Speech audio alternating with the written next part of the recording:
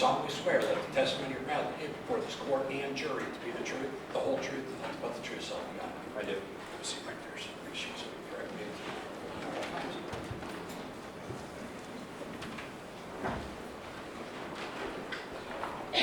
me. Ready?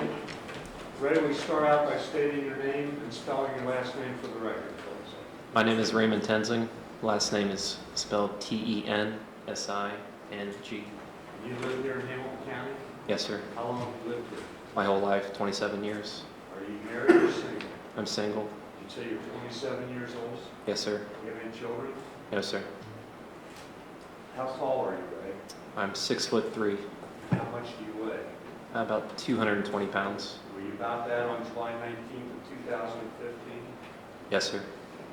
Would you call yourself right-handed or left-handed? I'm actually ambidextrous. I do a lot of things with my left hand. I write left-handed. I throw a ball left-handed, but I do shoot a gun right-handed. And why do you shoot right-handed? That's my dominant hand for shooting. What kind of educational background do you have? Graduated from Corning High School in 2008. I have a bachelor's degree from the University of Cincinnati in criminal justice, and I have a PATA police certification through the state of Ohio. And when did you become OPATA certified? 2010. And did you make a decision at some point in your life that you wanted to be a police officer? Yes, sir, at a pretty young age. When did you do that? My early teens. My dad was a firefighter. He would come home with stories, and it just piqued my interest. And I always had a knack to I wanted to serve. I wanted to make a difference, and I thought police work was one of the best ways to do that. How did you go about getting started? When I was about 15 years old, I joined the Hamilton County Sheriff's Explorer program. It's kind of a Boy Scout organization for teenagers that are interested in a career in law enforcement. And I did that for 5 years. We do ride-alongs, we work security and traffic control at festivals, and we do weekly trainings, area-based trainings, things of that nature. Did you achieve any rank in the Explorer post? Yes, sir. I just started out as just a regular explorer. I worked my way up through the ranks, eventually becoming captain, basically in charge of the whole organization. And did that continue after you graduated from high school? Yes, sir. Where did you go to college? Actually, my freshman year, I went to Ohio State, where I studied criminology. And after my freshman year, I transferred back to University of Cincinnati. And you indicated you got a Bachelor of Science in Criminal Justice? Yes, sir. And as part of that program at UC, you attended the Police Academy, correct? Yes, sir. Was that part of the UC program? It is. Actually, at UC Claremont, they have their own police academy where you can become certified and also earn credit hours towards your degree. What kind of grades did you get at UC? I graduated with a 3.7 GPA. On a 4-point scale? Yes, sir. Okay. What kind of employment history do you have? Shortly after I was certified as a law enforcement officer, I was hired on a part-time basis at Green Hills Police Department while I was finishing up my college degree. And how long did you work at Green Hills? Just shy of 4 years. And where did that fit in connection with your college? I worked part-time, mostly at night, with Green Hills as an officer, and then during the day I would go to school to finish my degree. Shortly after I graduated from UC, I was promoted to full-time status as a police officer with Green Hills. And Green Hills is here in Hamilton County, Ohio, correct? Yes, sir. Up by Winton Woods? Yes, sir. And then how long did you work full-time for Green Hills? Several years, 2 or 3 years, I believe. And what happened after that? I actually applied to the Ohio State Highway Patrol in the fall of 2013. I was accepted into their State Highway Patrol Academy in Columbus. And you did not complete that, correct? No, sir. Why not? When I went up there to receive the training. It was a 6-month academy. I believe during the hiring process there was a good chance I could be stationed back in Cincinnati as a state trooper. And when I got up there, I just more or less had kind of an epiphany that this is not right for me. I didn't want to run the risk of being stationed in Cleveland or Chillicothe for 10 years by myself. I wanted to remain local in Cincinnati. This wasn't a fit for me. So you did not complete the Ohio State Police Academy, correct? No, sir. I went back to Green Hills full time. Do you remember how long you worked back at Green Hills? Until I was hired at UC. Yes. Approximately 8 to 9 months. Then your next stop was at the University of Cincinnati, correct? Yes, sir. When did you start at UC? April 14th of 2014. And what was your rank when you started? How did you get hired at UC? What did you start out doing? Just patrol officer.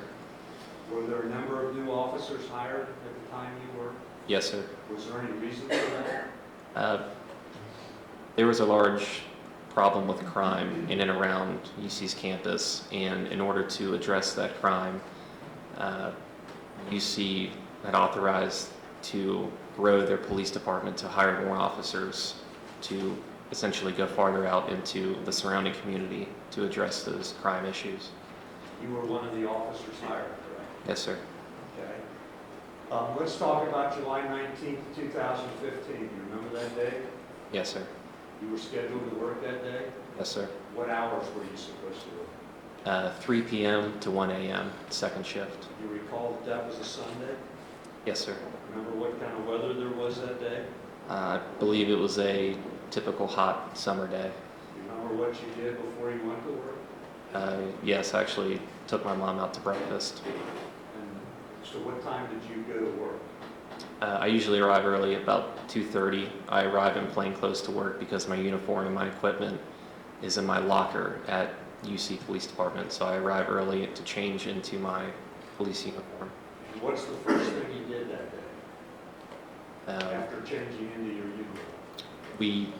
It's referred to as briefing. At the beginning of your shift, you'll go in with other officers that work second shift, and your second shift lieutenant or sergeant will sit everyone down and address whatever business is occurring that day, just so you're all up to date on what's going on. Do you remember anything specifically about what was addressed at the briefing?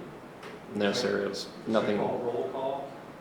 You can refer to it as roll call, yes. And there wasn't anything specific talked about? Nothing out of the ordinary, no, sir. Okay. You were assigned a beat, correct? Yes, sir. Did you run the same beat every time you went to work, or did those rotate? No, sir. Every day you were assigned a new beat by sergeant or lieutenant. Do you remember what beat you were assigned to run on July 19th, 2015? Yes, sir. What was that? It's called 9233 beat. It's an off-campus. I was completely off UC's campus to the south of the campus, out in the city of Cincinnati, solo in a patrol car. Okay. And is it correct that UC officers all the time at that point were running beats off campus and patrolling off campus? Yes, sir. We had more off-campus patrol beats than on-campus patrol beats. And why was that?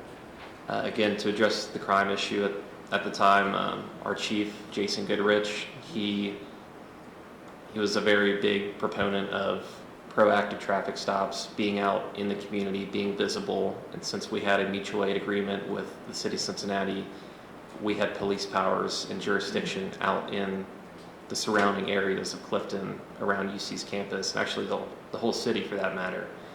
But we just stayed within close proximity to UC's campus. And were you under any specific orders to write so many tickets per shift or anything like that? There wasn't a quota system, but he was a big proponent of, I want to see traffic stops, I want to see proactive activity, I want to see you visible out there, and if there's a violation, I want you to pull that car over. Did you ever pull cars over just because you didn't like the color of the car or because you felt like it? No, sir.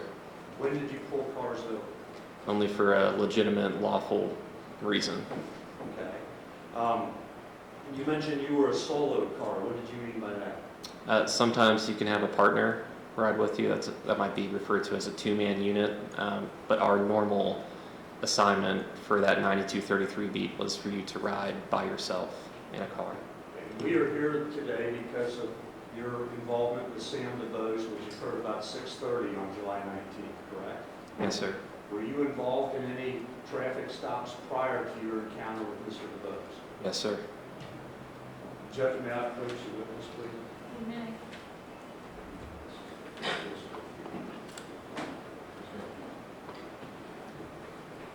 Ray, I'm going to hand you what's been marked Exhibit 3, Defendant's Exhibit 3, and ask you if you can identify that, please. It's a copy of my body cam videos from previous traffic stops on July 19th. And are those all the traffic stops you were involved in on July 19th? Yes, sir. Thank you. Judge, may I display this to the jury? I'd like to have it admitted at this point. Do you have any objection? No.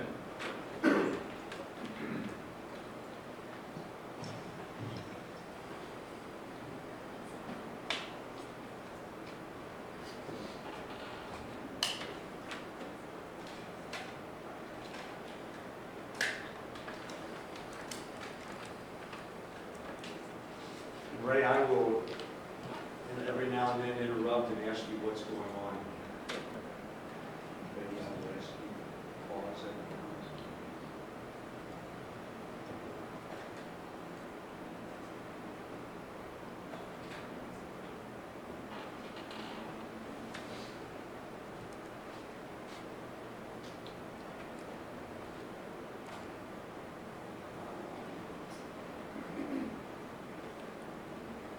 We start with number 3.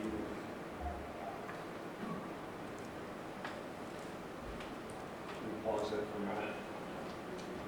Ray, do you recognize that? I'd have to watch a couple more minutes, maybe. Not yet, no.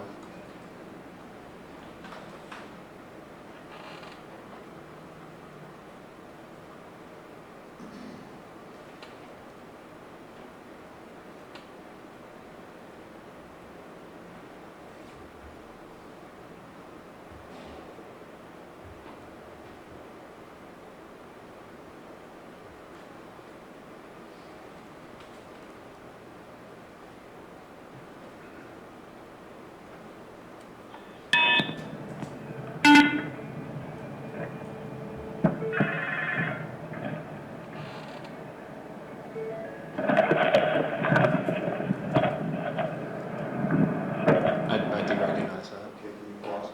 Tell the ladies and gentlemen of the jury what is occurring here, what this is all about. This is Officer Derek Nolan, also with UC Police. He had conducted a traffic stop, and I was providing backup for him on his traffic stop. Can you play that, please?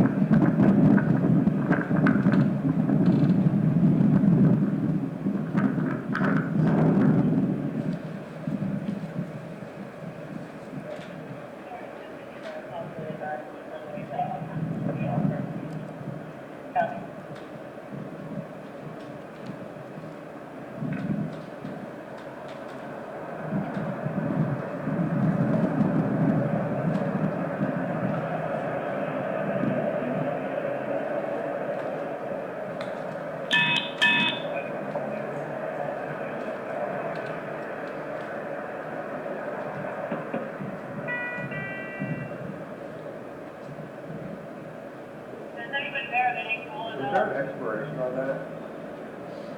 That you saw? Talking about it. Watch out.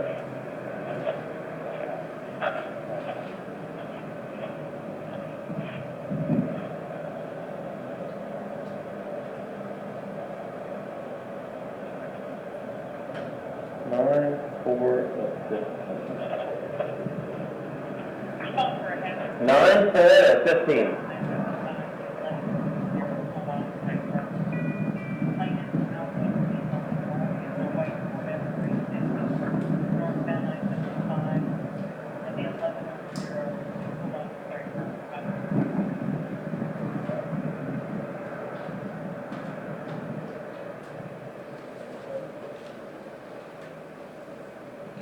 Eight, 4, 7, 2.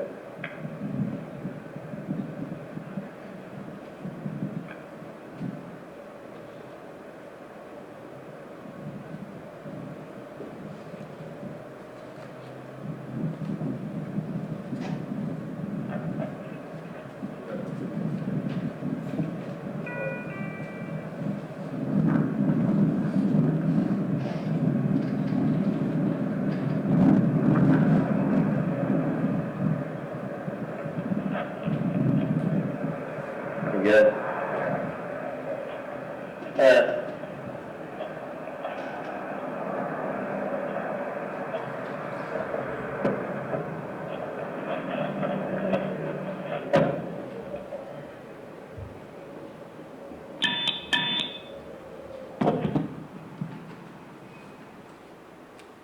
Okay, Ray, why did you activate your body camera on that particular stop?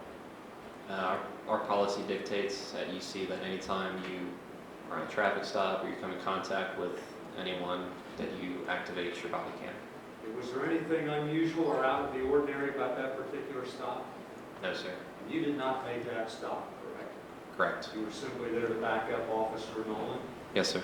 Thank you. Maybe can we play number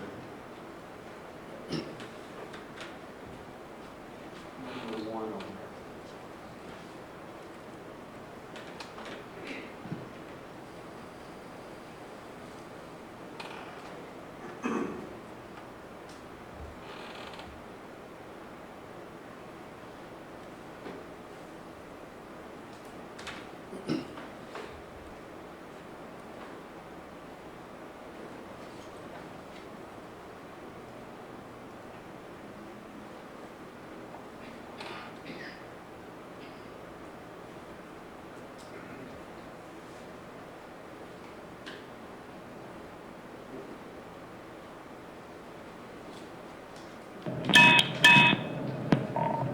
.3233 traffic stop, East McMillan and Auburn.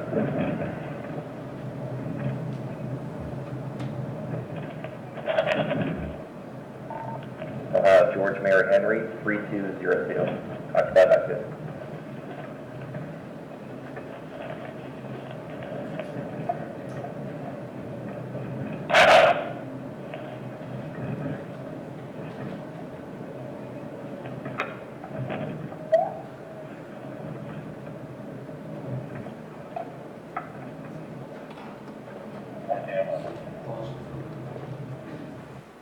Ray, do you recognize this particular stop? Yes. And can you tell the ladies and gentlemen of the jury where that is and what it's about?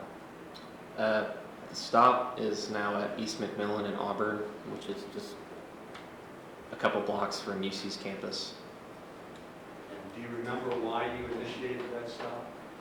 I believe when the vehicle had passed me near the Shell gas station on McMillan, there was no front license plate on the vehicle, and the registered owner had came back under a driving suspension.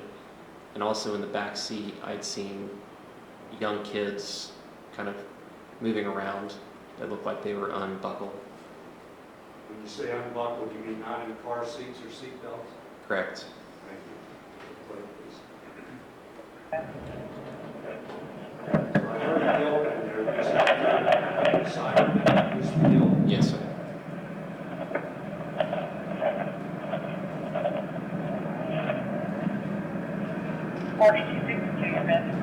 Hey, so that's going on to UC Police. Do you have a license on you? this your car? Okay. The reason I'm talking to you, you have a front plate on your dashboard somewhere? Oh, okay. Yeah, that's gotta go in the front of the car, man. Then I saw your kids in the backseat there trying to... I got my ID, I have my license. Where's your license at? What's up with your license? I don't have it. I don't know if it's Okay. Are these all your kids in the backseat? Okay. Is anybody under 4 years old? Okay, what happened there? The front plate is in the dashboard area, which is supposed to go in the front of the car, and then the driver did not have a valid driver's license. He presented you with what? I believe it was a state of Ohio ID card. Do you know how one obtains one of those? Yes, sir. When your driver's license is revoked or you don't have one, you can be issued a state ID. And by the very nature of him giving me the state ID, I knew at that point that he was not a valid licensed driver. I thought I heard him in there tell you that he was suspended. Yes, sir, in addition to that. Okay. Go ahead. What's that? Okay. If they're under 4 years old or under 40 pounds, they have to be in a car seat in a booster. And you have 4 kids in the back seat, and there's only 3 seat belts. So. It's the only car we got. My wife's car, actually. Oh, is it? Okay. Do me a favor, can you shut your car off for me? And can you hand me the key? Is this your wife with you, I'm assuming? Okay. Does she have a valid driver's license? You asked the driver of that vehicle to turn the car off and hand you the keys, correct? Yes, sir. Why did you do that? To prevent him from driving off at that point. He had in the car with him his wife and 4 kids in the back seat? Yes, sir. Please play. No? Okay. Say what, man? I'm just detaining you right now. That does not mean you're going to jail or anything. So you can just set your stuff down. Just interlace, hold on. Interlace your finger at the top of your head for me. And go ahead and face your wife, like in your seat. Just kind of slide towards her. And give me your left hand. Like I said, man, you're just being detained, okay? If everything goes smooth, you're going to take me on your way, alright? And give me your right hand behind your back. Alright, now you can step out. Let's get back to the... Why did you handcuff that individual and have him out of the car? Driving under suspension is an arrestable offense. It's the highest misdemeanor, and you can be taken to jail for it, but you can also be cited for it. It's officer discretion. In addition, since we're on a busy road like McMillan, since he doesn't have a driver's license, I'm going to have to talk to him more about those issues, and it's easier and safer to do it when he's back at my police car to talk to him instead of standing on the side of the road where cars are going behind you. And the handcuffing is for your safety? Yes, sir. Thank you. Please. I could be your call back here, so we're out of traffic. I'll adjust him here in 1 second. So what's up with your license, man? I had a car, man, and Yeah? I had a they sent me something from Columbus. Telling me to show proof of ownership or proof of insurance, but I no longer have the car. And I don't know if my license is suspended or if they took me or what. I don't know what it is, but it's been over a year. Well, obviously you only have an ID card. At some point it was... What were you doing with his handcuffs right there? When I initially put the cuffs on him, he had said that they were too tight and they were hurting his wrists, so I was readjusting his handcuffs to make them as comfortable as possible. And confiscated, whatever. But like I said, man, if everything goes good, everything's cool, we'll get you on your way here with the ticket, okay?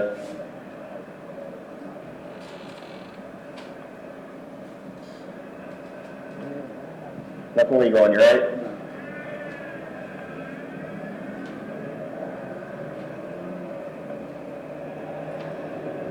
You have any warrants or anything? I know that one. My car. Oh, yeah, you got a ticket for that before? Yeah. And my Caprice. Yeah, I just told him. How many? How many do you think you have?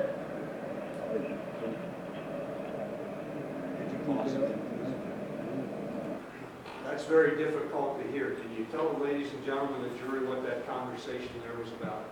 Yes, sir. I asked him if he had any warrants for his arrest, and he said he did.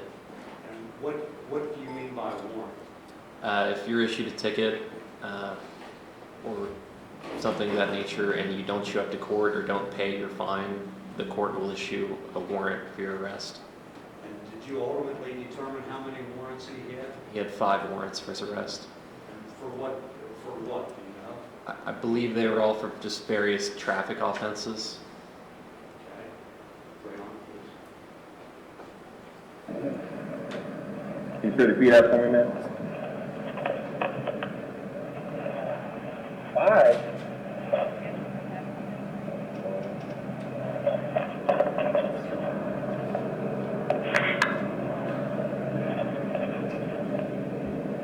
All right, you lift your hands up for a second. You've nothing on you, right?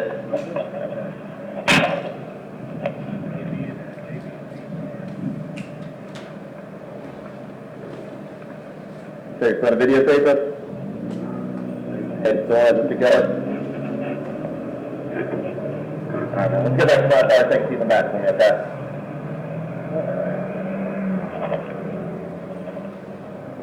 Just ready for the first one.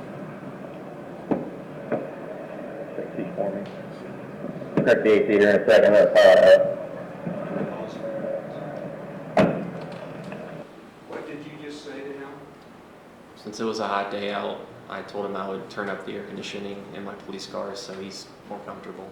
And when an individual has 5 warrants and is driving under suspension, what would you do with them? What are your options?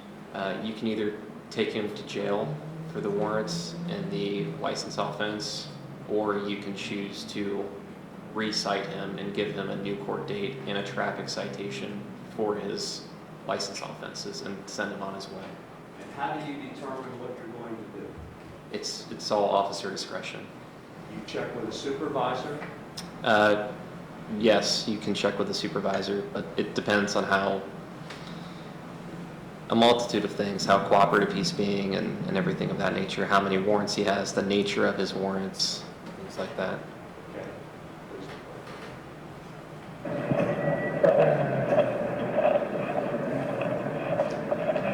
Now, do you have your ID on you?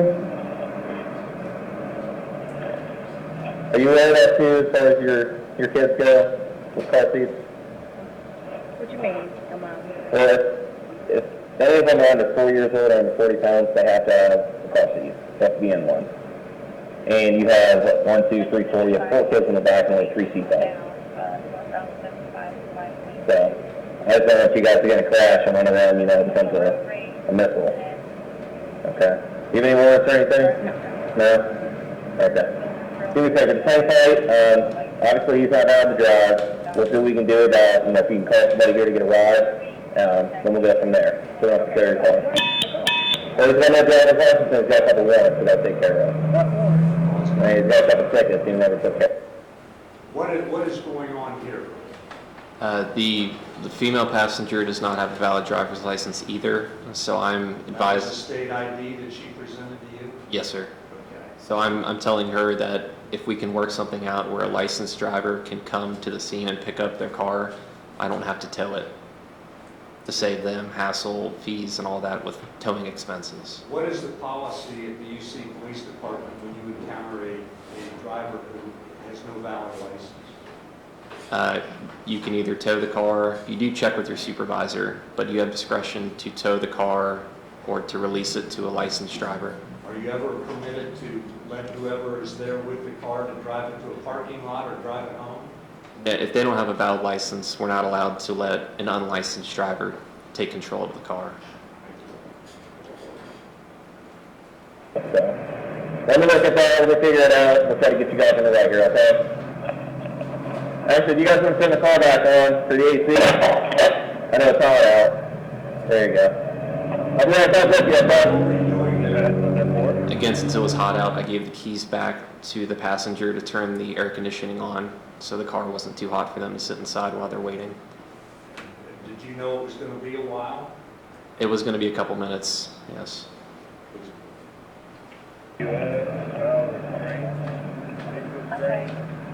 Everybody was stopping for it.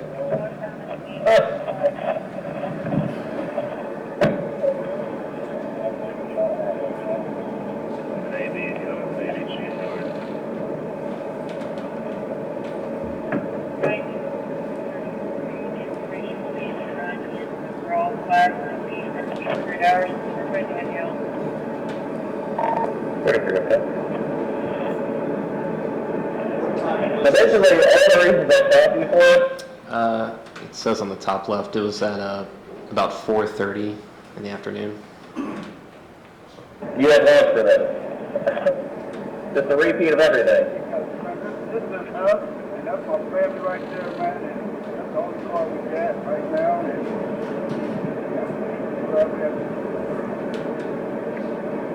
Well, I understand that, man, and I understand it's hard to not drive.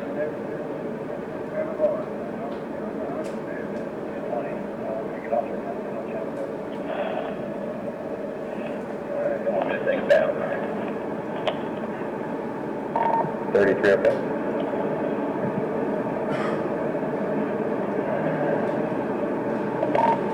Latitude 33 on 2. Okay, this guy has 5 cases. What's Thill? He's all from 2015. Has decided, what are you planning on doing with this guy? In May of 2015, and it's got a total of 5, and 2 of them are an AB, and 3 of them are ABC charges. He's been cooperative with me, so it's your discretion. What are you talking about here? I'm talking with my supervisor about his warrants and getting his basically opinion of what I should do with the driver as far as taking him to jail or giving him a new court date. What was the 2015 and the ABC and that sort of thing? That plays a role into whether we recite or not. If their warrants are very old, we may be more inclined to take them to jail because they haven't taken care of their warrants. If their warrants are newer, such as his, I believe, were May of 2015, we may be more inclined to give him a recite because it was so recent.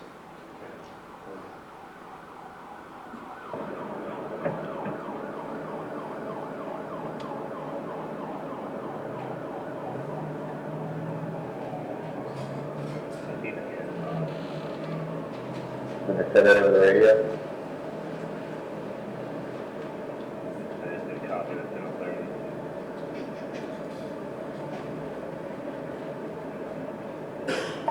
And they're all just traffic ABSs.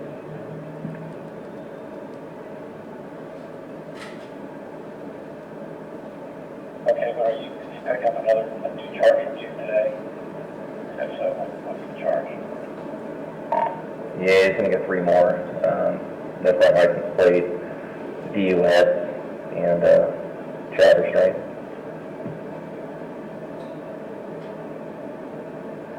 Okay, so he has a child with him right now?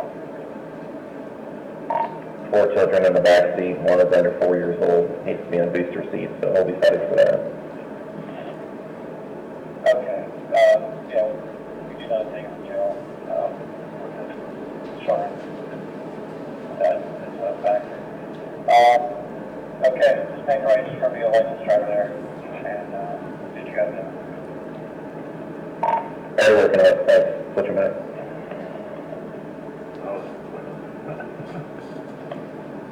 Alright, you good? Okay, man. Nice. Alright, man, we'll get you restarted.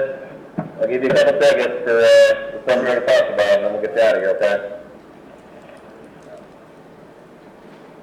I'll talk to your wife, and do you think there's someone close that can get this car? Something to it?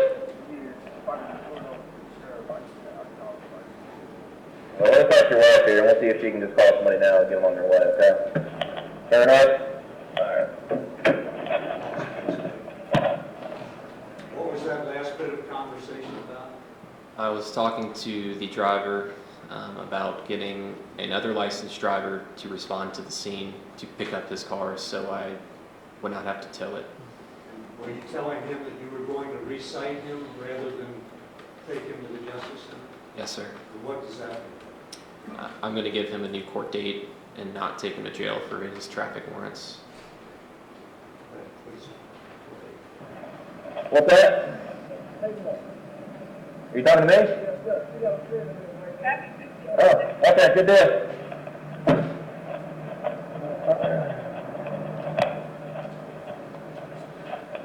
All right, man. He's going to be recited on his warrants, and he's just going to get a couple tickets.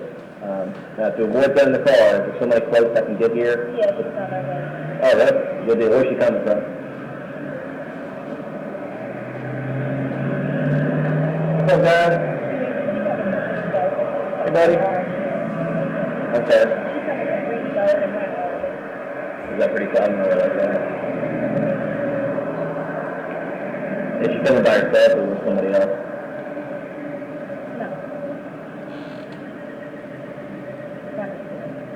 Okay, so she's just gonna park somewhere and drive this car then, or?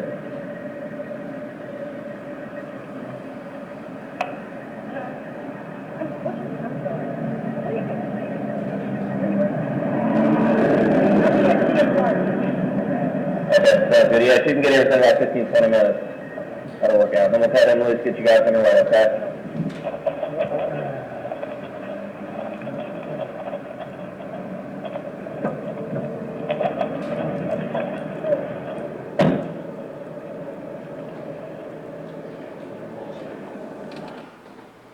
The rest of this, Ray, is you sitting in the cruiser writing citations, correct? Citations and a new court date, yes. Okay, and when that was completed, what happened? I released the driver, and a licensed driver came to the scene and picked up the car, and I sent everyone on their way. Okay, can we skip forward 3/4 of the way?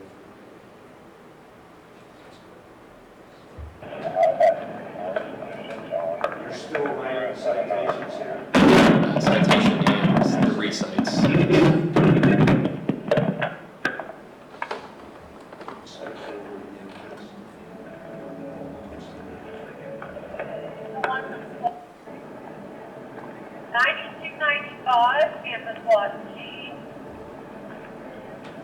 All right, man, I'll explain these real quick inside here. This is cool. You're going to be cited for the driving under suspension, the one child restraint, and the no insurance on your car. You're going to get a warning on that front license plate being in the windshield. That's just got to go in the front of the car. Okay?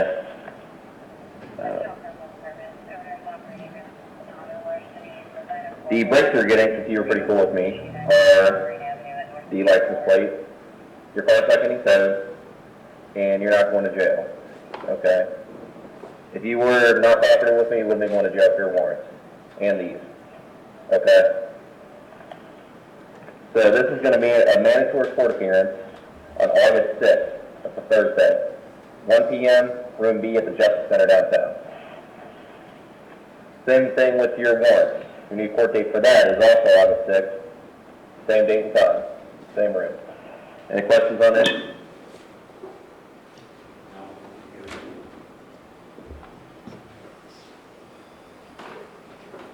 Number 2. This next one Okay. is a All right, you get out, have you sign these, and you're good to go, man. Yes, sir. All right.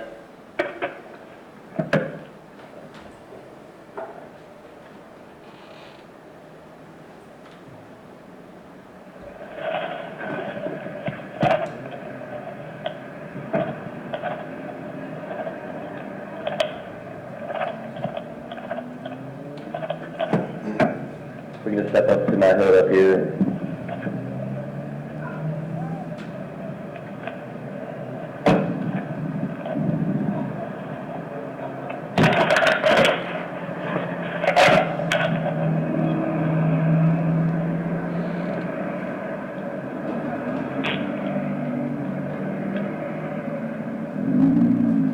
What was that? Just All right, I'm signing these. These are not Just took his handcuffs off. just saying, got copies of before them. that, you didn't hit him, did you? Yeah, where our body cam is, there's a pocket there, and I keep a handcuff key right there, so I'd probably hit my body cam. sign this X on your recite.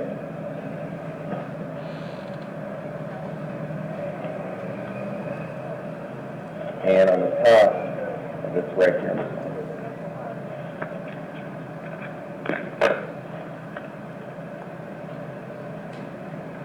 Alright, so August 5th, 1 p.m. room B. Do we have our ID?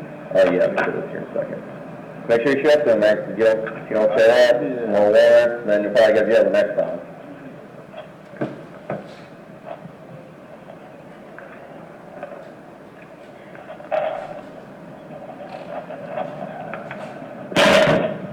Alright.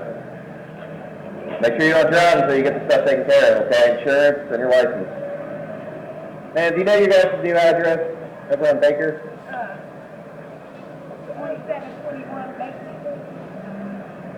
2721 Baker. 2721 Baker.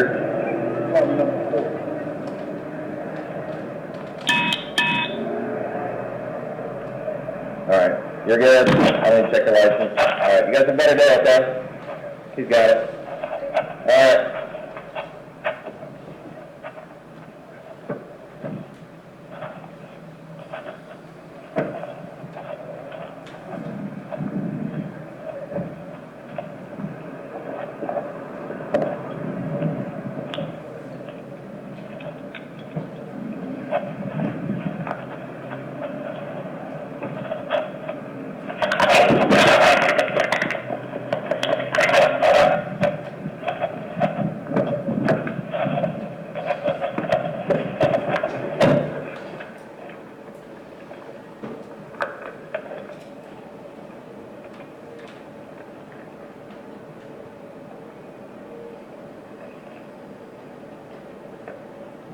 Was that the end of that traffic stop, Ray? Yes, sir. Go to the next one, please. Bellevue Park. Okay. What time is it that this traffic stop starts? 6 p.m. Okay, was there anything unusual about that last traffic stop? Anything unusual occurred? No, sir. What happened on this? This was another traffic stop I conducted. Again, there was no front license plate on the vehicle, and after running the rear tag of the vehicle, that registered owner was also under license suspensions. And that's the same thing that happened with the traffic stop we just saw? Yes, sir. It's the same thing that happened with the traffic stop with Sam DuBose, correct? Yes, sir. Problem with the front license plate, registered owner of the vehicle is under suspension. Objection. Yes, sir. It is leading judge. Okay. Where did this stop occur, Ray? This was in Bellevue Park, which is a park in my patrol area south of UC's campus. And would it be fair to say, I'm trying to believe that is to the west of Vine Street? Yes. Please.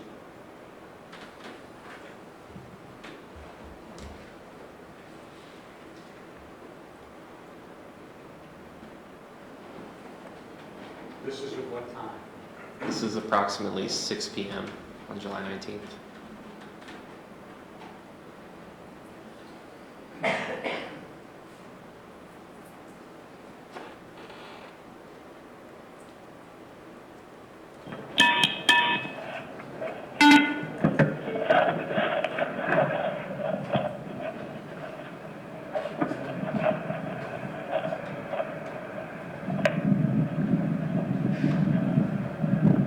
Officer Sam DuBose, please. Do you have a license on you?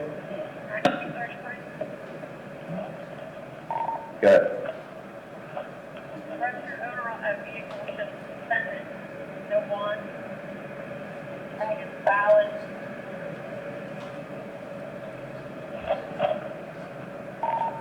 Okay. Who's the registered owner of this car? Sire Kendrick. Yeah, who's that to you? Oh, my friend. Your friend? Okay. She said it's a suspended license, and you kind of look like her. And then your friend said, I got here, that's actually got to go in the front of your car. That can't be in the dash like that. You like, so we have to put this up and turn it up right now, because we don't have no tools and all that. You don't have to do it this instant. I'm just saying that's one of the reasons I stopped you. Okay, thank you. Okay? Ashley, do you have your ID on you, sir? Cool. Do you always drive your car? Yes, you know me driving about. I hope she's not driving at all. Oh, yeah, She's he does suspended. drive, I'm a driver. All right, let me run you guys. Everything checks out good. Get you guys on your way, okay? Just hold tight.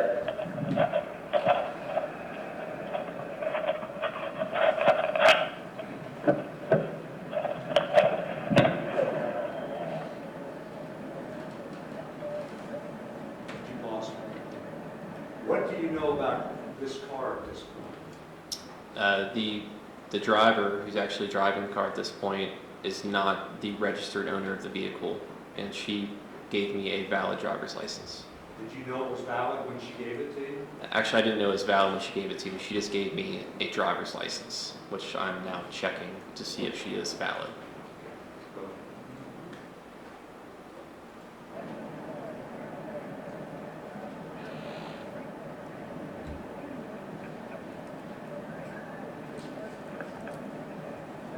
You can do all that checking right there on the computer in your person. Yes, sir.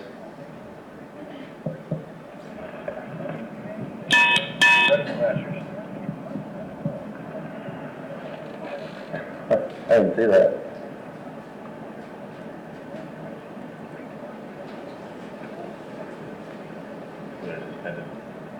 That's a friend, so we're out of here. Pause for that. Who are you talking to at that point? That was Officer Alan Van Pelt from UC Police. He was backing me up on the traffic stop. Did you ask him to back you up? No, sir. He just showed up? Yes, sir. And that's because he heard the traffic stop on the radio, correct? Yes. You would assume? I would assume so. Yeah. All right, flat. Here's that back. Yeah, if you're gonna keep driving that car, just make sure that plate's just gotta be on the front, okay? Otherwise, I'll just give you a warning on it, but, all right, you guys have a good night, okay? What did she say to you when you You said? wanna get at 6:45? She said, "You too, officer." Said you're getting a snack. What was that last part about? I think we were talking about going to dinner at some point. You and Officer Van Pelt? Yeah, later on in the evening. Okay, what happened? Okay, so we're finished with that. Thank you. Okay, Ray, that traffic stop lasted how long? Approximately 3, 4, 5 minutes, maybe, What happened after that? after the traffic stop. Yes. I just continued about my patrol duties. Okay. And the next stop, or the next time we see your body camera in operation is when you were at East Hollister and Vine Street, correct? Yes, sir. And that was about 6:31, Yes, sir. and that's when you came into contact with Sam DuBose, correct? Yes, sir. What were you doing at East Hollister and Vine Street? Since McMillan is only a one-way street, you can only drive eastbound on it. I had gone down McMillan and took a right onto Auburn, and then another right onto Hollister to come back towards my patrol area. And what happened as you were at East Hollister and Vine? When I was at the intersection, I happened to look up north, up the hill on Vine Street, and I saw a green Honda Accord coming from the intersection of McMillan and Vine Street. The car was coming southbound on Vine towards me. I noticed the car did not have a front license plate, and as the vehicle passed, I could not see who was driving. All I saw was one person driving with a red and white shirt and a red and white hat on. As the car passed me on Vine Street, I was able to read the rear license plate of the vehicle, and I typed that into my computer in my police car. And that's what we saw in the photograph or the exhibit that was admitted in the state's case? Yes, sir. Okay, what did you learn when you typed that license plate into the vehicle? That the registered owner of that car was under license suspensions. And did you learn who the registered owner was? It was a female, and I did later on learn who the registered owner was. And that was Tashonda Reed, correct? Yes, sir. What happened then? Since I came back with the vehicle, the registered owner being under suspension, that's when I pulled out southbound on Vine Street to conduct a traffic stop on that car. What was going to be the reason for the traffic stop? The no front license plate on the car drew my attention to the vehicle, but after running the rear plate and it coming back to the registered owner being under a driving suspension, which is a serious misdemeanor, that's why I pulled out to conduct the traffic stop. Is that what you were supposed to do as part of your duties with the UC Police Department? Yes, sir. So what happened?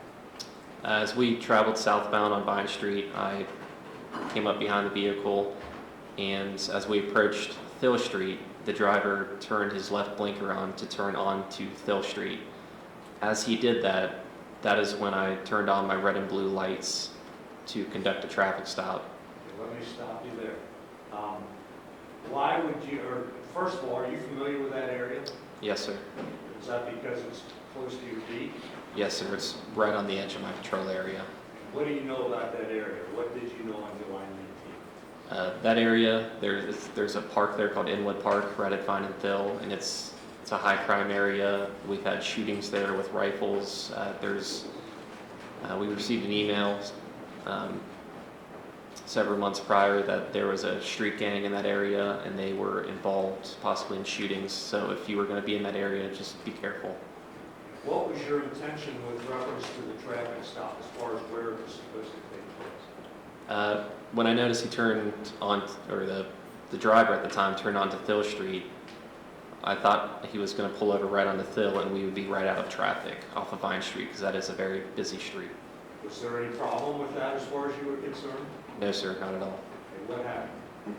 As we turned on to Thill Street, I had my lights activated and the driver did not pull over right away.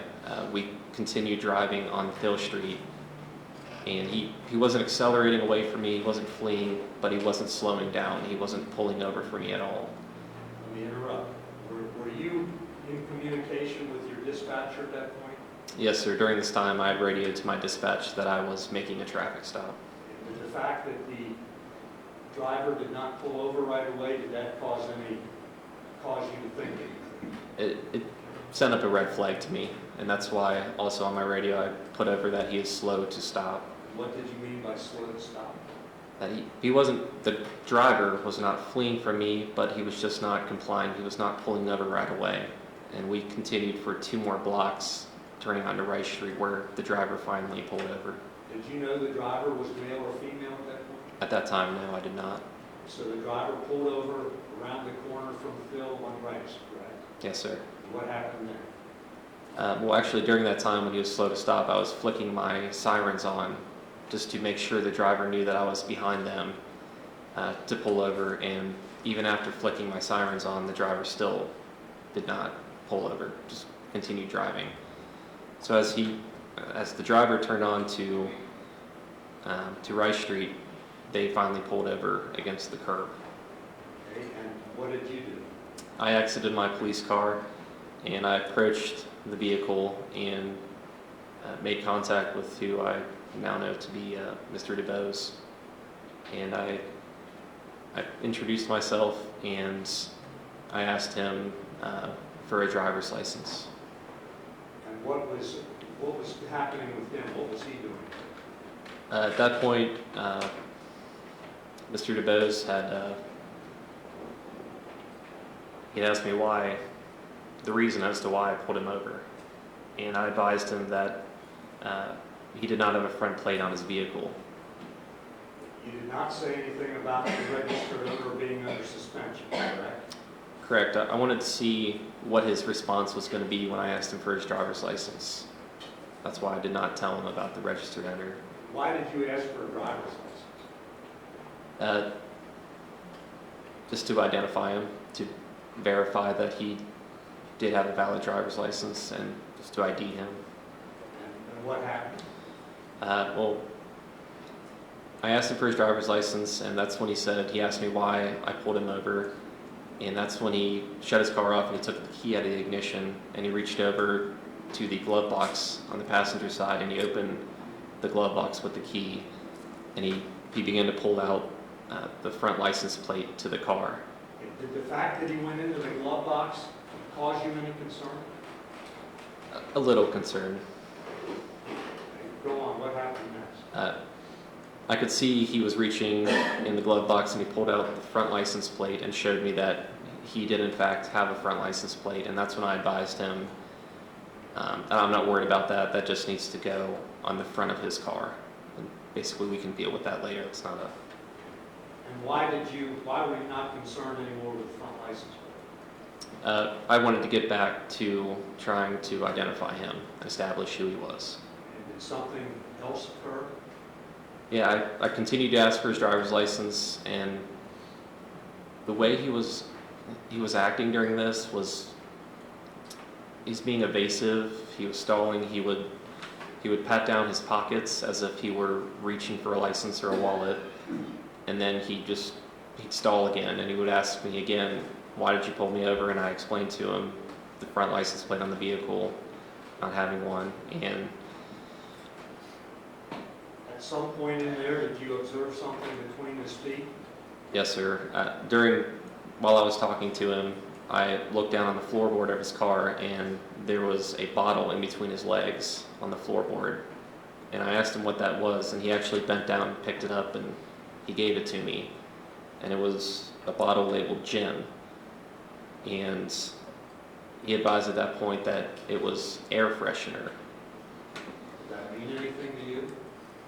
When I initially saw the bottle, I thought possibly, with the way he's acting, being very evasive, possibly a DUI situation if he was drinking.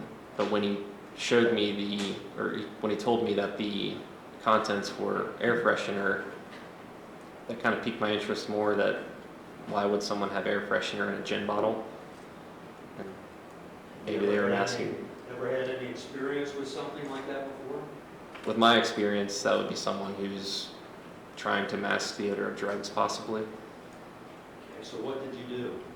I set the gin bottle on the roof, because again, I wasn't concerned about that. I was concerned with Mr. DuBose, with the way he was acting. I wanted to identify him and focus on him. Why did you put the gin bottle on the roof rather than just give it back? I thought that was the safest place just to put it, and I could deal with it later instead of giving an alcohol bottle potentially back to the driver. You never asked him for his keys, correct? Not at that point, no. Why not? I was still anticipating him to give me a driver's license. I was not at the point where I was going to ask for his keys yet. Okay. And you asked him on multiple occasions in one fashion or form or another for a driver's license, correct? Yes, sir. And then what happened? He did say once or twice, he said, you can run my name or my social.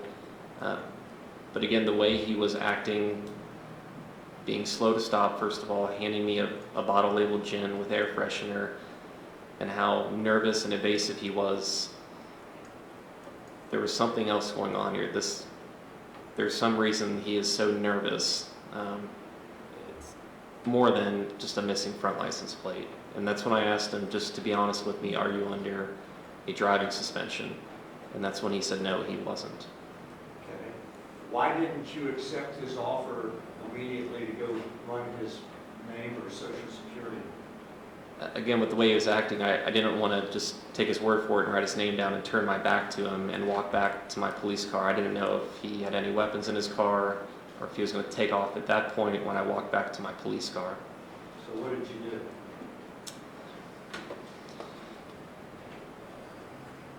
That's when I advised him that until I can figure out who he was, to go ahead and take off his seatbelt.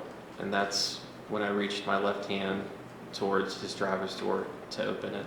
What was your intention at that point? My intention was, as we saw in the previous stop, was to open the door and get his car keys right then and there and put them on the roof, and then secure him in handcuffs with the same technique inside the car and get him out of the car. That didn't happen, right? No, sir. What happened?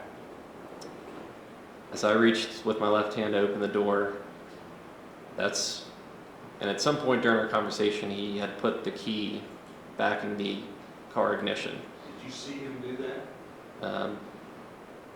Yes, at some point, yes. I do recall that. Saw him actually put it in the ignition, you think? Yes, I believe the key was in his left hand at some point and went back to his right, and he just put it back in the ignition, and that was it. Okay, and then what happened? So as I go to open the car door, with his left hand, that's through the open window, he reached out and he took his car door and he pulled it back shut. And at the same time he did that, he had reached up with his right hand, he turned the car on. What did you do in response to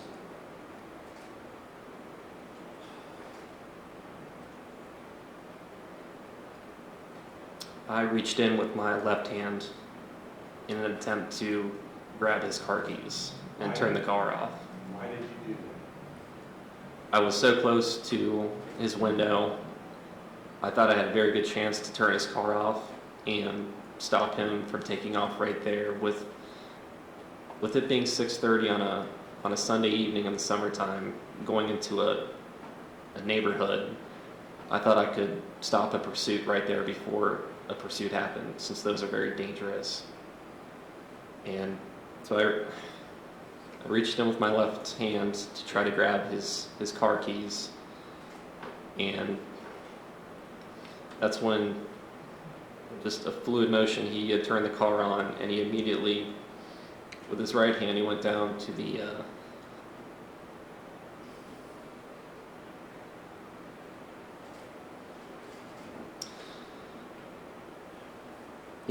center console and shifted his car from park and just put it into drive extremely fast, and just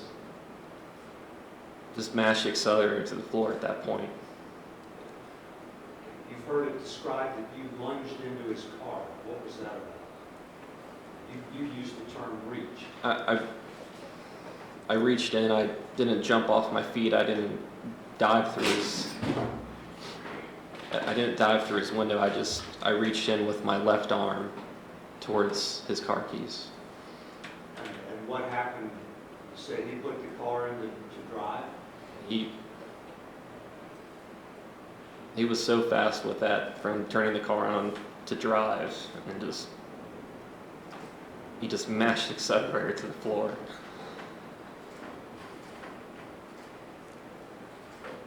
Sorry.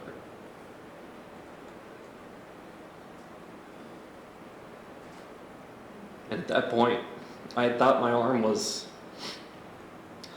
I thought it became trapped.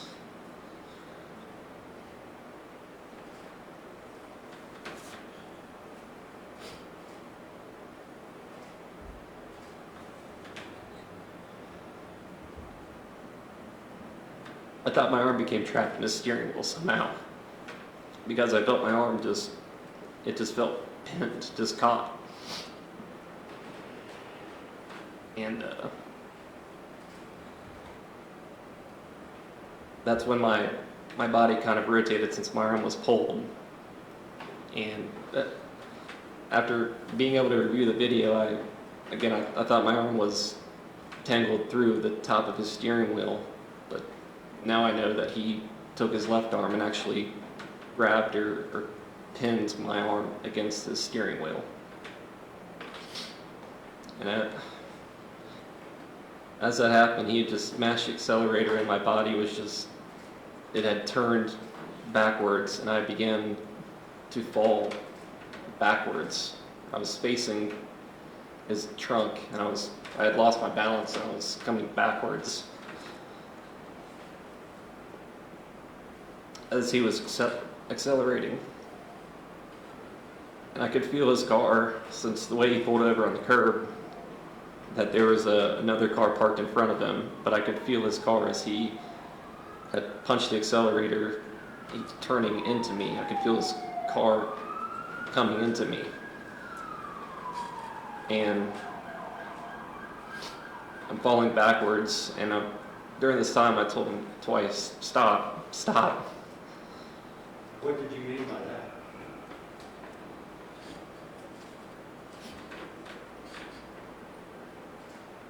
I just wanted him to stop the car. It was moving at that point? My perception, my belief at that time was that car was moving. He was accelerating. I was telling him to stop his car. I wanted him to stop. And I'm continuing to fall backwards. I still feel my arm blocked in that car, trapped, attached somehow. And it happened so fast, and just my police training kicked in as I'm falling backwards, believing I'm, I guess you can use a lot of different words for it: drag, falling backwards, moving with the car.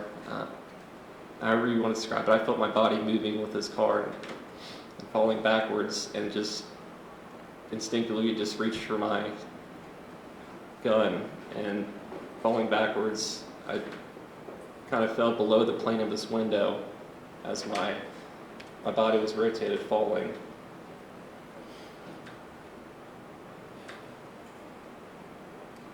And I remember I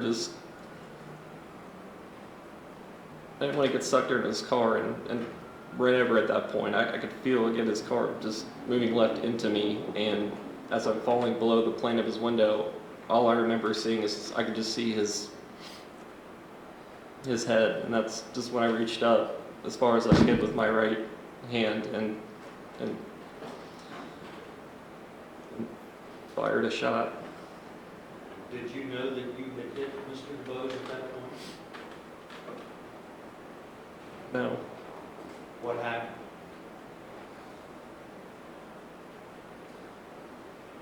His car continued accelerating up the street, and at some point my hand became free, but I was still completely falling backwards, moving with his car, and I was trying to grab with my left arm his shirt, his seatbelt, something to hold me upright, to not get sucked underneath his tires as we're going up the street.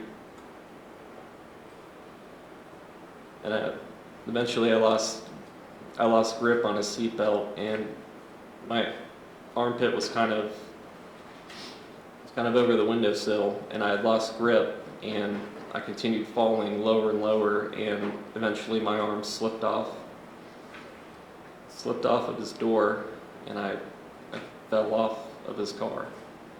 Okay, and that's all what we saw in the body camera video? Yes, sir. After you fell off the car, what happened? I landed on my back, and his car continued to just accelerate up the street, just past me.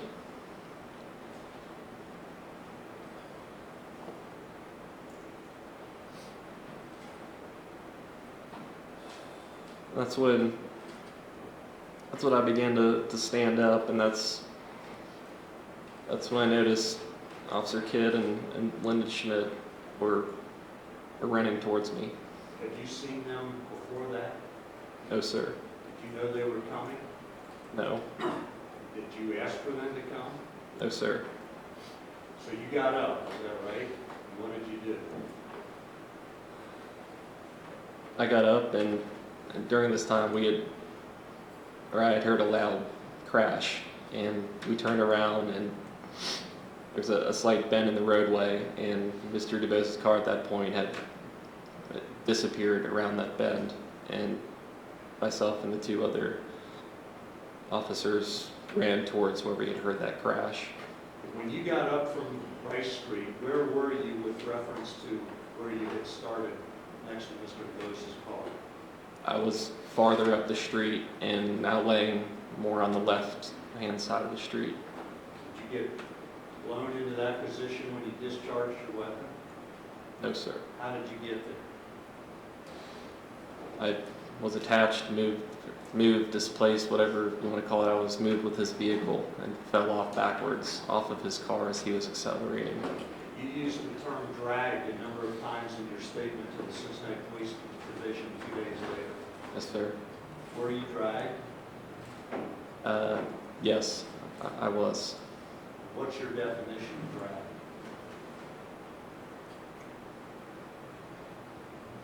Being being moved involuntarily from one spot to another against your will. Do you know how far you were moved? How far up the road you traveled with Mr. DuBose's car? My estimation was 15 to 20 feet. Do you have any idea how fast he was going? Were you able to estimate that? Maybe 15 miles an hour, maybe more. When you got up to Rice and Valencia, what happened? When we had rounded the corner, Mr. DuBose's car was, the vehicle was, it was screaming. It was, the accelerator was still mashed and the car was just revving. And that's when I told Officer Kidd to cover me. I didn't know at the time if Mr. DuBose had been struck or not, and I told him to cover me while I went around his car to shut the car off so it didn't keep screaming. You did successfully shut the car off? Yes, sir. Did you know Mr. DuBose's condition at that point? I did look at him, and he did have what appeared to be a wound on his head. Do you know whether he was still alive? I didn't know at that point. Did you call for a medic? We did, yes. You did, or one of the other officers? I think one of the other officers. What was your condition at that point? I was in shock. I was in shock, and my adrenaline was going, and as the adrenaline started to wear off a little bit from my left elbow down, it felt tingly. It felt like I had pulled a tendon, and my forearm was starting to hurt.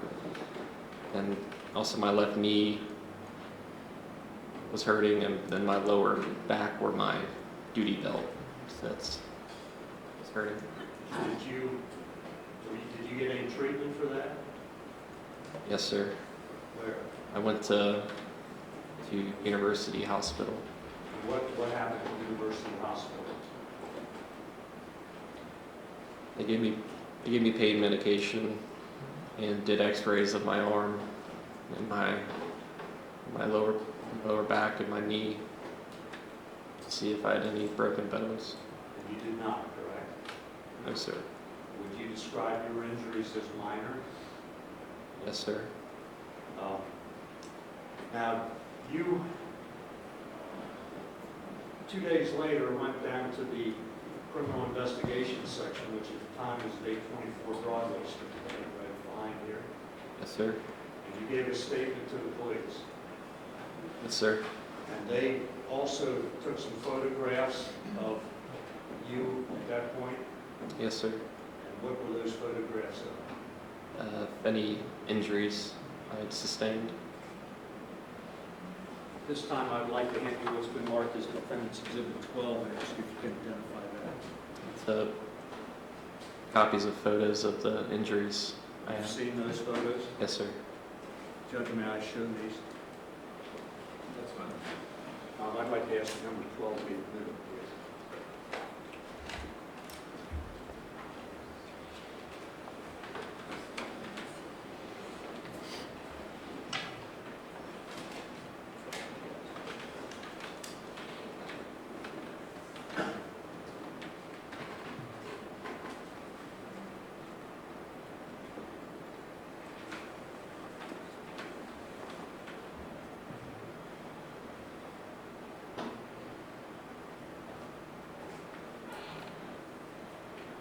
You start at the top, maybe. What is that? That's a picture of my whole front side of my body. That's taken on July 21st, correct? 2015? Yes, sir. What is that supposed to be? That's my left forearm on my underside. Is that a bruise there? There's a bruise and then a scratch. What is that? It's the same picture with a marker on it. Again, the bruise and the scratch on my forearm. Excellent. That? It's a little contusion or bruise also on my left knee.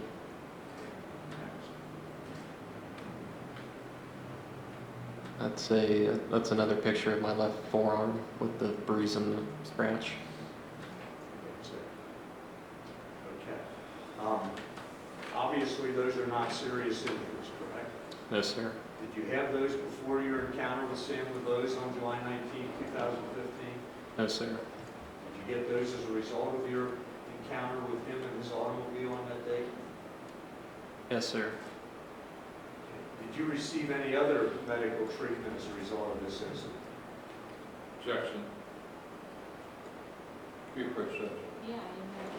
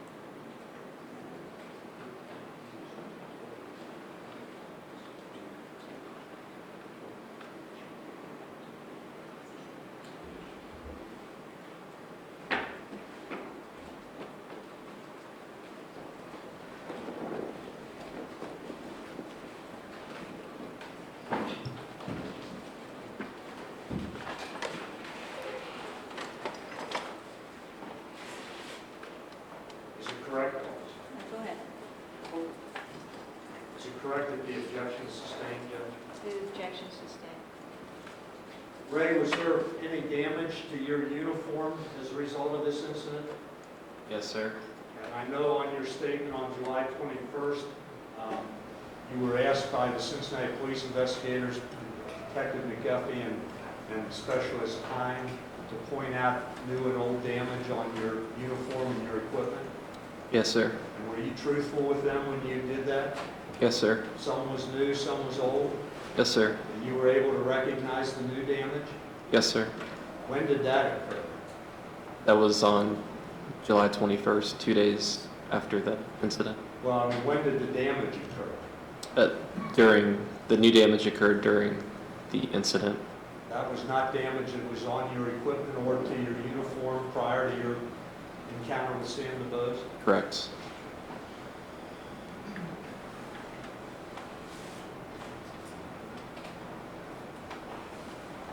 On the various body camera videos that have been admitted of you at Rice and Valencia Street, you are heard telling, I believe, Officer Lyndon Schmidt that he dragged me. And he said, yes, I saw it. Remember that? After watching the body cam video, yes. Do you remember anything that was said or done at Rice and Valencia? I don't remember what I said when I was there. I was just in shock. I only knew that I had said those things after I watched my body cam. Did you and Officer Kidd and Officer Lyndon Schmidt get together and decide what you were going to say? No, sir.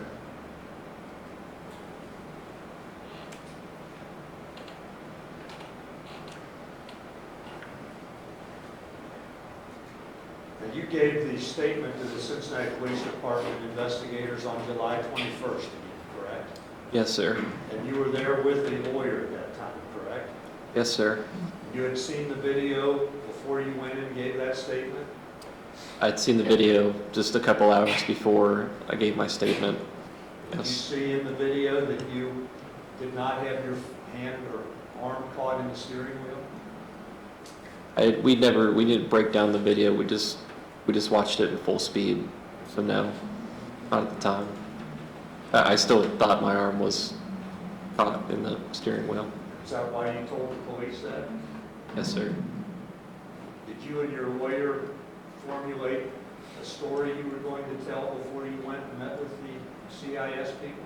No, sir. Are you telling the ladies and gentlemen of the jury the truth here today, Ray? I'm telling you what I experienced.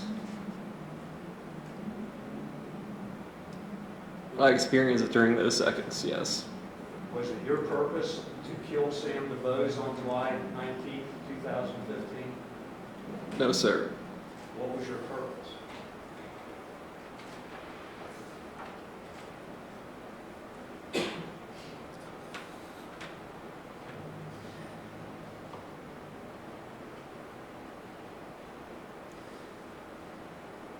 It was to stop the threat.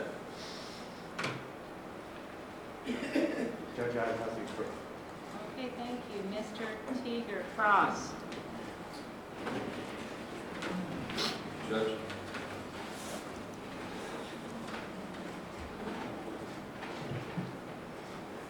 Mr. Tenson, you're telling the jury today that you were being dragged, fair to say? Yes, sir. And it's not your perception that you were being dragged, you didn't misperceive it, you're 100% saying you were being dragged, and that's what you know what was happening to you, fair to say? Yes, sir, and that was my perception. That was. Okay. And just talk about the word. Judge, can he finish his answer before we get to the next Okay, question? Mr. Teeger, just let him finish and then. I thought he was finished, Judge. Okay, that's all right. That's what I was experiencing. That's, yes. And when I say perceive, do you know what something is to misperceive something? Yes. That means you're not seeing it the way it really is. Yes, sir. Fair to say? And when Sir. you perceive something, what's that mean to you? That is what your mind is telling your body. That's what you're living through at that moment. So when you use the word perception, my perception was this, my perception was that, are you telling the jury that your perception might have been wrong, that you misperceived it, or are you saying that your perception was correct, that everything you said was actually happening to you? Which part did I misperceive? I don't know. I'm just saying, are you telling the jury that the incident with Mr. DuBose, did you misperceive any of that? Or is everything you said actually what happened? And I'm not talking about perception. I'm talking about what actually happened. I had misperceived that my arm was caught in his steering wheel. Only after studying the body cam did I know that he had actually grabbed or pinned my left hand. And when Mr. Matthews said an opening statement that I submit maybe Ray's choice of the word drag was not correct, do you agree with that? I do, but there's a lot of terms for it. Dragging, being displaced, moved. You can use a lot of words for it. But you just told the jury that you were being dragged. Yes, sir. And then, so is what he said correct or not? He said to them 2 days ago, maybe Ray's choice of the word drag was not correct. Are you saying that your choice of the word drag is correct? Yes, but you can use other words too to describe it. The same thing. When you took your pilot training, did you get a class in how to testify? We did receive training on that, yes. Okay, then how to look at a jury, how to appear to be credible. Those are things that you were all taught in the classroom, fair to say? Yes, sir. And you said you became a police officer to protect and serve? Yes, sir. I wanted to make a difference. I wanted to go home and every night at the end of my shift knowing that I've made a difference, that I helped someone, or I wanted to serve. How did you protect and serve Sam DuBose that evening, Mr. Tennessee? I protected my life.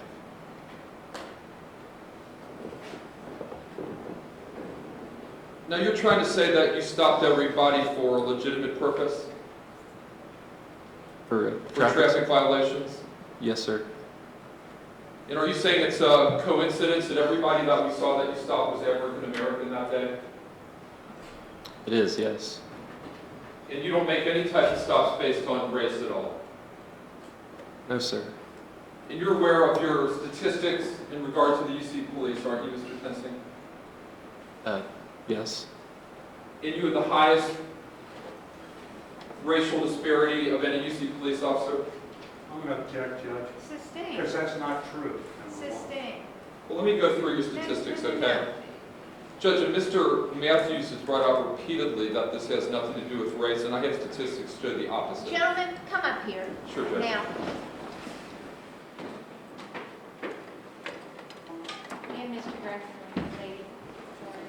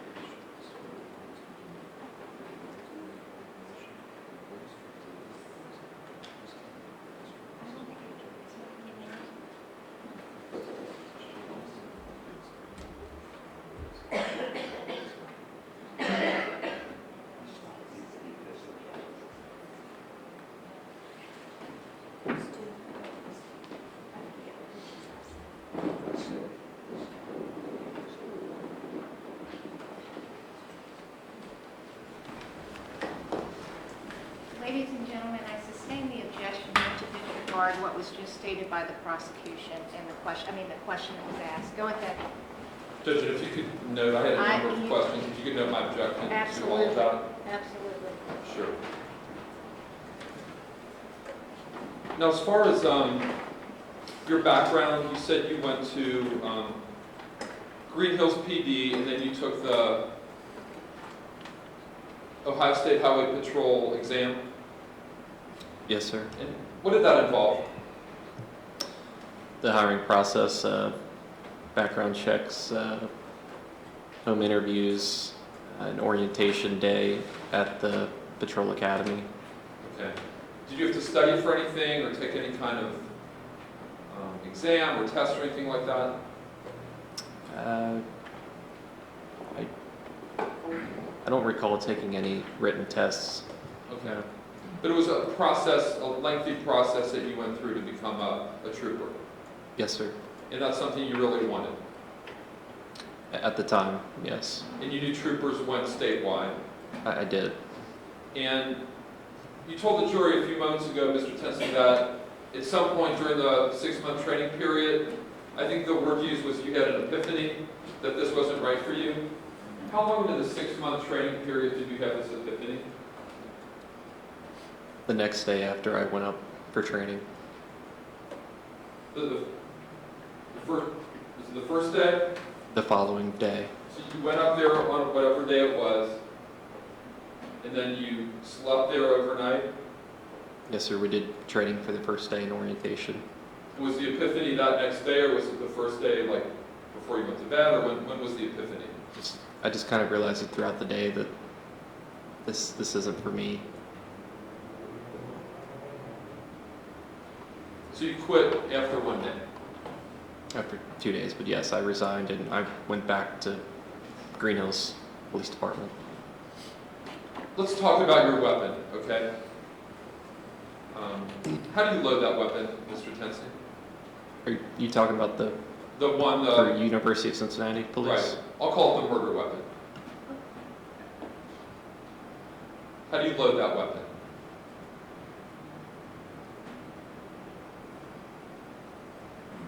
It's a handgun, and you. How did you load it? Is what I'm saying. That day. How did you load that gun that day? I did not load the gun that day. Okay, when did you load it? Several days or weeks prior, it always stayed in my holster. I didn't take it home with me. I didn't load it and unload it every day. Did you check it that day? Yes. Okay, tell us how you checked it. Just pull your gun out and you pull the slide back a little bit to make sure there's a round chambered. And then you pull the slide back to where its normal setting is and you put it back in your holster. Could you tell the jury why you keep one in the chamber? That's as law enforcement officers, you keep a bullet in the chamber So you don't, when you pull your gun, you don't have to take time to load your gun in a fast, stressful situation. So if you didn't put one in the chamber, you'd have to pull back the slide. One would come up from the magazine into the chamber, and then it would be ready to fire. Yes, sir. You'd have to take your other hand and pull the slide back, and then let it go and put a bullet in. And it's just a way to let you fire the gun faster. Fair to say? Yes, sir. Okay. And as far as your training with the weapon, could you tell us about that? We at UC had to qualify. I believe at that time it was twice a year with our service weapon and other weapons, and shoot at targets. Would you say that you're a good shot? Okay. Okay, you passed all the tests that you needed to pass. A decent shot, yes. Yes, Okay. sir. And that's at a shooting range. I think Lieutenant talked about that, Lieutenant Haas. Yes, sir. And let's talk about how you took that weapon out of that holster, Mr. Tensing. Okay. Did you practice that? Yes, sir. And tell us about how you practiced to quickly take that weapon out of that holster. Just practice with the hand you shoot with to just draw your weapon out, and you practice that repetitive so you could do it quickly when you needed it. And you tried to get as fast as you could, is that fair to say? That's the idea, yes. Okay. And tell us what you have to do to take your gun out of your holster that day. What did you have to do? There's a hood on the top, and you depress that, and it goes forward, and then you depress a button under that hood, and you can pull the gun straight up. And there's some talk earlier in the trial with some witnesses about doing all that before you got to the car, the DuBose car. Did you do any of that before you went to the car? Did I pull my gun Drop out? your hood, push it down so you could get your gun out faster. No, sir. So when you pulled your gun on Mr. DuBose, you had to go through all those steps. Fair to say? Yes, sir. And that even though it was supposedly a dangerous area, there had been shootings, that didn't raise any red flags with you that evening, did it, Mr. Tensing? Because you could have dropped that hood and get your gun a little more ready to go. You can, yes. Right? Okay. But you didn't do any of that. No, sir. Would you agree with me that that adds time to the length it takes to get your gun out if you have to go through those steps? Yes. So just to be clear, all you have to do then when you pull the gun out is to pull the trigger. To fire it, yes. There's no safety. No, sir. There's a bullet in the chamber. Yes, sir. And would you agree that you killed Samuel DuBose, Mr. Tensing?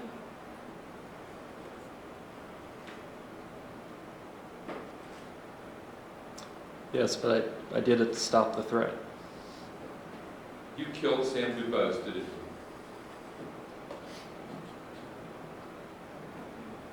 Yes. And your index finger pulled the trigger, did it not? Yes. And you intended or meant to do that, didn't you? Yes. You had never met Sam DuBose before that evening, had you? No, sir.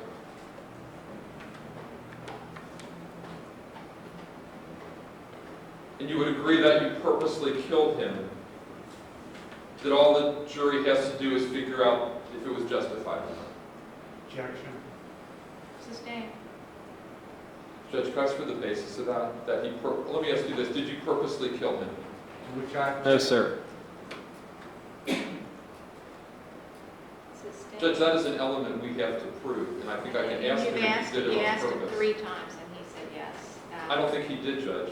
He did. Did you purposely kill him? Judge, I object. Purposely is a legal concept. I sustained enough. Was it your intent, going through your head that time, to kill him? No, sir. It was to stop the threat. Now, when you stopped him that day, you said he was slow to stop. Is that fair to say? Yes, sir. And he never sped up or tried to flee, did he? No, sir. He just did not pull over. And you walked up to the car, there was no problem. Fair to say? He didn't try to take off on you at that point. There was not a problem, but there was a red flag that was raised in the back of Sure. my mind at the time. He answered your questions, He did not give me a driver's license. but he answered your questions about that you asked him. In fact, a couple times he asked you, he said, "Let me tell you my name, you can run me." Fair to say? Sir, again, the way he was acting after handing me a bottle labeled gin, claiming it was air freshener, being slow to stop initially, and how evasive he was acting, I didn't want to just take his name and turn my back and just leave him be and just walk back to my police car. Well, nobody said that you would have turned your back. I didn't want to leave him sitting in his car, and while I was sitting in my car trying to check his name. I think you forgot my question. My question was, 2 different times did he offer to give you his name? Yeah, I believe so, yes. And you didn't take that opportunity to say, "Sure, what's your name?" No, sir. Again, the way he was acting, I wanted to focus on him and detain him first, and then we can figure out everything else after that. Sure. And then, would you say that you and your fellow officers back each other up a lot, Officer Tensing? For all types of calls? It looked like or- on the calls that we saw earlier that day, there was a lot, you went to back up somebody, they went to back up you. There was a lot of, you guys back each other up a lot. Fair to say? You do, but you don't always back another officer up. Sometimes they'll do a traffic stop and you won't go. But yes, we do back each other up. Because you told the jury this was a dangerous area, and there have been shootings, and then there was all kind of stuff that was in your head when you got to that street. Yes, sir. But you never once waited for backup, did you, Officer Tennessee? To initiate the traffic stop? Well, you initiated the traffic stop, Mr. DuBose stopped, you're in your car, he's fully stopped. Why not wait for somebody else to get there to help you if you had this fear of that area? In my conversation with Mr. DuBose, we had hit a stalling point. I had asked him for his license And I'm sorry to five or interrupt, six my- times. And I'm not interrupting the answer. I think you misunderstood the question. What I'm saying is prior to getting out of the car. I'm trying to answer your question, sir. I said prior to getting out of the car, though. Prior to getting out of your car, to even approach the car. On every traffic stop, you don't just call for backup right away. I get that, but you're saying that it was a dangerous area. There have been shootings, there's gangs, there's all kinds of stuff. He went up to Thill Street where he wasn't supposed to. That was one of your options. He pulled over, you wait a minute or two, because you heard Officer Lindenschmidt and kids say that they radioed. I did not hear that, Is no. there a question in here somewhere? Yes, please ask the question, Mr. Did you hear them radio to you? No, sir. Are you disputing the fact that they did or did not? I'm not disputing that fact. I'm just saying if they said it over the radio that I did not hear them say that they were responding. Would you agree that officers wear that mic or whatever it's called, walkie-talkie, on their shoulder? Yes, sir. And that if they would have said that, you would have been able to hear it? Fair to say? No, it's not, because you don't always hear all the radio traffic coming over. There's a lot of officers talking a lot on the radio. We're all on the same channel. Sure.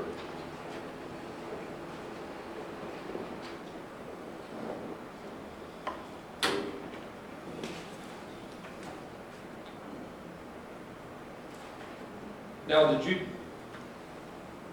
tell him that he was under detention? I did not directly tell him that, no. Because when you talked to the homicide detectives, when you were telling your story, you said, "I advised him that I was going to detain him." Did you ever say that? It was implied because what I actually said is until I can figure out if you have a license or not, or until I can figure out who you are, something to that effect. go ahead and take your seatbelt off. That's an implied statement I gave to them to basically detain him. But when told homicide detectives, I advised him that I was going to detain him. Did you ever do that? I did not directly tell him that, no. It was an So is this implication. a lie that you told to the homicide detectives? No, sir, it's just I implied that.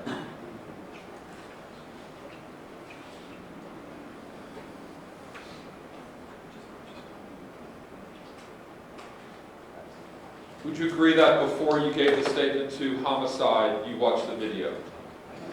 Yes, sir. And in the time period between when you killed Sam DuBose and your statement, did you speak to anybody about the case?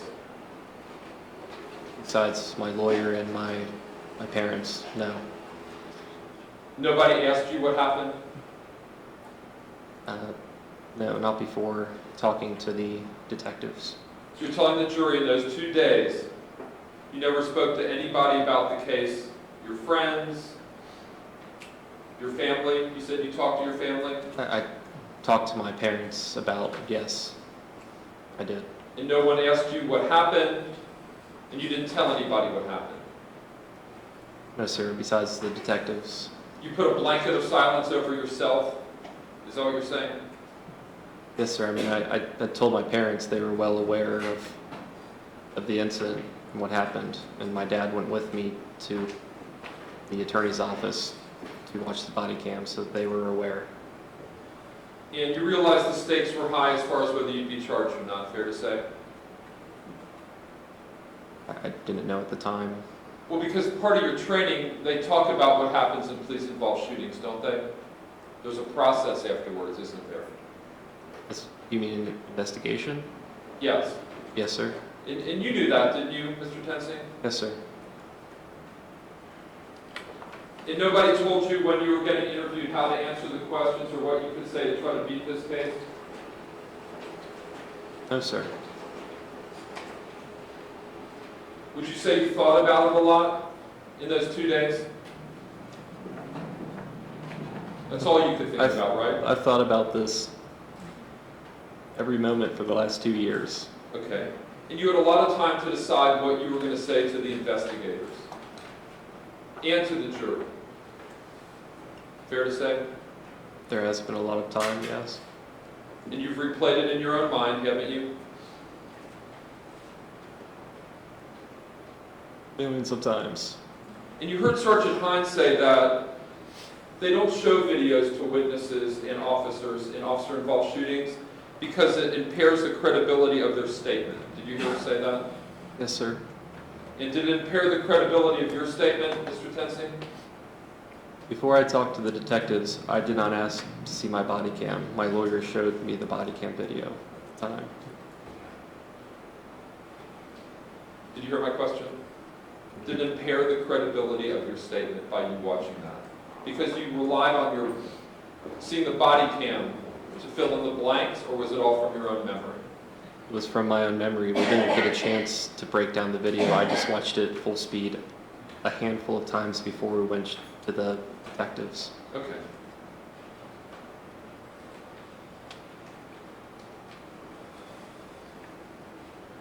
Now you heard Mr. Fredericks, and he put up the slides at the time, and he took some of your statement and showed the slides. And when Mr. Graffenried asked him, when in your statement you said, in my hand and my left arm, it somehow got caught or tangled up in the steering wheel as he's accelerating. Do you recall saying that? Yes, sir. And you saw the slide that Mr. Fredericks put up and said that wasn't true. Did you agree with Mr. Fredericks when he said that? I don't know what slide you're referring to. Well, the slide that he put up when Mr. Graffenried asked him, showing that your hand did not get caught or tangled up in the steering wheel. I still don't know what slide you're referring to, sir. In the slide, he put up a series of slides, and I'm not going to put all those up, but the statements that he made, that he said were absolutely not in the video or not in the frame by frame. I lost my balance and fell against his car on the left side of my body. He said that was false and not shown in the frame by frame or the video. Do you agree or disagree? I agree, but he also said there was 0.4 seconds where he can't account for anything. There he has no opinion of what was going on. You said I was hanging onto the side of his car and I was kind of facing backward. My body was facing his trunk. He said that was false. Do you agree or disagree with him? I disagree, and I mean no disrespect to Mr. Fredericks, but he was not there experiencing what I was going through. As he continued to accelerate, my arm was still stuck at this point. I could not free it.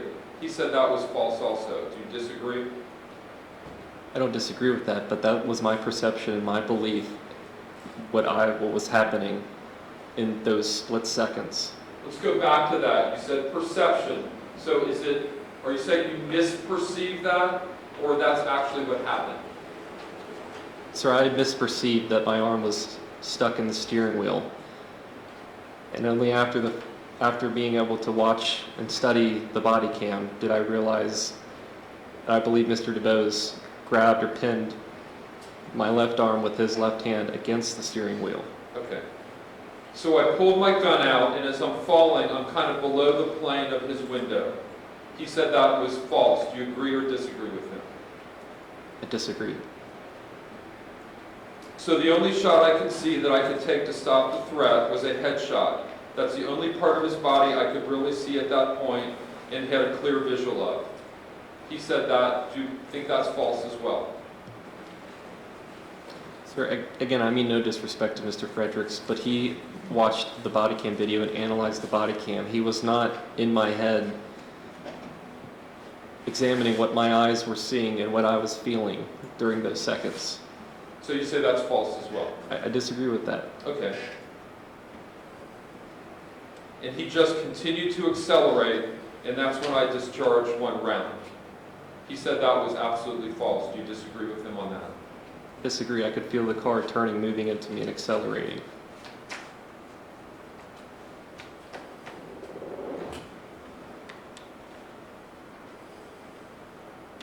Now after this happened, when Officer Kidd and Lyndon Schmidt were there, you had said you were being dragged. Did you recall what one of them said? At the time, I don't remember what was being said. Only after I watched my body cam that Sure. I knew what was said. Did you recall what one of them said to you, Officer Tensing? Officer Kidd said, yeah, I saw that. And did he say that the response was, did he pull a gun on you? Do you recall one of the officers saying that, Mr. Tensing? Again, I don't recall it when this was happening, but I do Sure. recall that in the body cam, hearing that, yes. So the first thing one of the uniform officers said, your backup was, did he pull a gun on you? Correct? Yes, sir.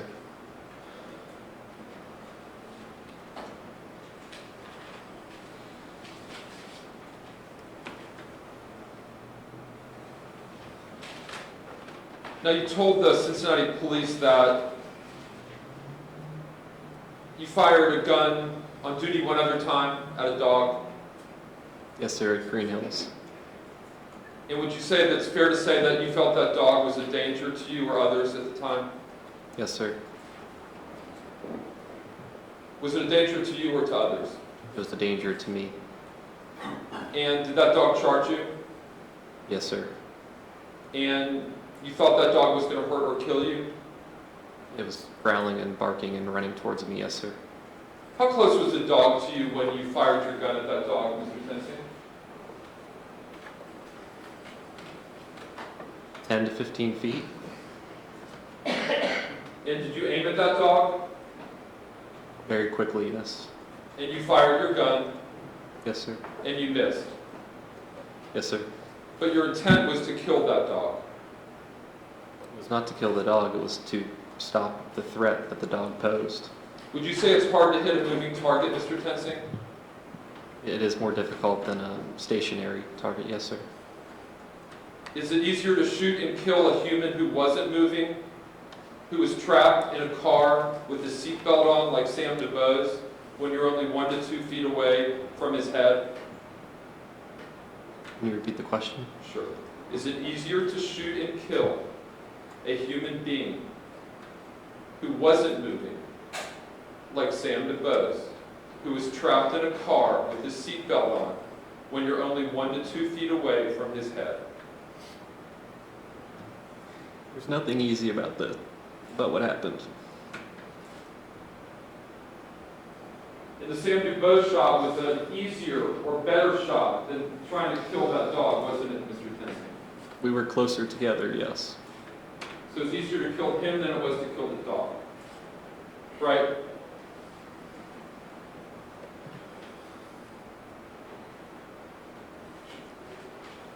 It was easier to stop the threat as we're closer. Now, you heard Mr. Matthews say that you acted, he assists of a lot of witnesses, that you acted instinctively. Did you say that? Sir, And what does that mean when you act instinctively, Mr. Tennessee? that you act very, very quickly. Without thinking? Sometimes, yes. And you really don't think, when you act instinctively, you don't really think of the consequences. Would you agree? I would agree, yes. You just react without fully thinking something through. You know what the consequences can be. You do or you don't? You do during this action, but you know what the consequences can be. Okay.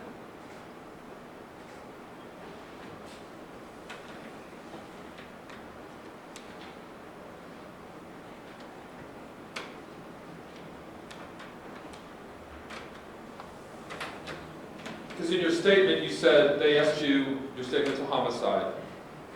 The question was, your intention when you drew your weapon was to do what? And your answer was, it was to stop the threat. I believed at that point, when I was getting dragged by his vehicle, that he was actively trying to kill me. Is that fair to say? Yes, sir. So the time that you drew your weapon, your intent was to shoot it at the threat. Is that what you're saying? Yes, sir. Okay. And the decision that was made to draw the weapon was way before the shot. Would you agree, Mr. Tennessee?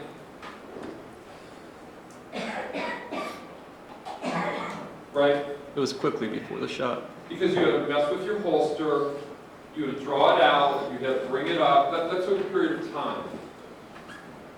Agreed? Yes, sir.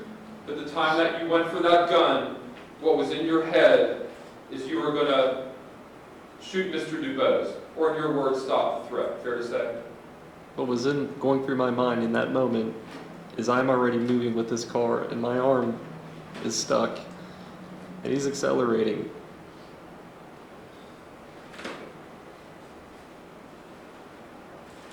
Now, you said you tried to reach around the steering wheel too. In your words, nobody told you to say this, were to knock the key out of the ignition. To take his key and pull it out of the But your ignition. words were knock the key out of the ignition, weren't they, Mr. Tennessee? Yes, sir. Well, tell me what it means to knock the key out of the ignition. How do you do that? You grab the key and turn it back to off and pull it out. But you never said that's what you were going to do. You said knock it out. I mean, nobody told you to say that word, knock it out. That's your word, isn't it? Yes, sir. Have you ever knocked a key out of an ignition? Yes, sir. What I meant by that is to grab the key quickly and pull it out of the ignition. Have you ever knocked a key out of the ignition? That's what I mean when I said that, sir. Because once a key is turned on, everybody knows the ignition's on the steering column, and you put it in, and then you've got to turn it. Yes, sir. So if you knock it, nothing's going to happen. Fair to say? Again, what I meant by saying that was to quickly grab the keys and turn it to the opposition and pull the keys out. But you never said that to anybody. Sir, You kept saying knock the key out. You said that repeatedly. that's just the wording I used, sir, to describe what my intentions were. Would you say that you forgot your training at that point? My training had said if you're going to reach into a car, do it with your non-gun hand. It was an instinctive reaction to reach in the car. Your training really didn't say that, did it, Mr. Tensing? It said don't reach in with your dominant hand. It never said reach in with your non-dominant hand, did it?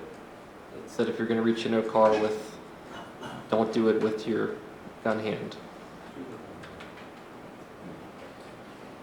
You wouldn't say, it would, and then a couple other times it said just never reach in a car. Do you remember the slide I put up that said never, never, never, never reach in a car? Yes, sir, I do remember that. And you remember Chief Fuze telling you that?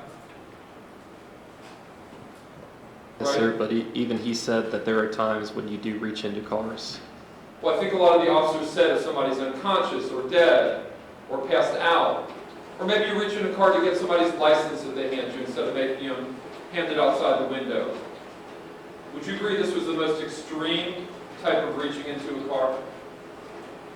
I don't agree that it was an extreme. You don't? No, sir. When I reached in to grab the keys, I did not expect Mr. DuBose to be that fast, put it in the drive and accelerate. I thought I could grab the keys and take them out, and it would be stopped right there before he went anywhere. Okay. So you remember, are you telling the jury that you remembered a lot of your training, but you forgot just that one thing? Sir, again, my training said if you're going to reach into a car, do it with your non-gun hand, and that's what I did. I reached in with my left hand.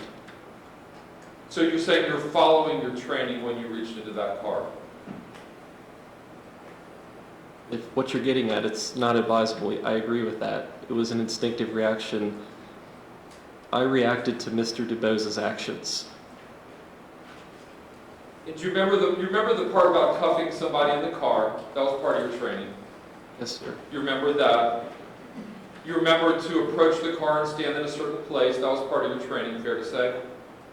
Yes, sir, but there are a lot of different ways to do a lot of these different things. There's no absolute. Sure. You remember that part. You did that part correctly, right? Yes, sir. You just didn't follow one part, but you remembered the violent part, didn't you, Mr. Tensing, about stopping the threat? You had no trouble remembering that, did you? No, sir, that was in our training. So you forgot part one, but you remembered part two, right? Sir, again, my training said if you're going to reach in, do it with your non-gun hand, and that's what I did. Well, I think the training that we all showed these witnesses said, do not reach in with your dominant hand. And the implication, according to some people, was that it's okay to reach in with your non-dominant hand. That's what I'm saying, yes, sir. But nobody said it's okay to reach in and try to knock out car keys, did they? Sir, again, there's no absolutes. Every situation is different.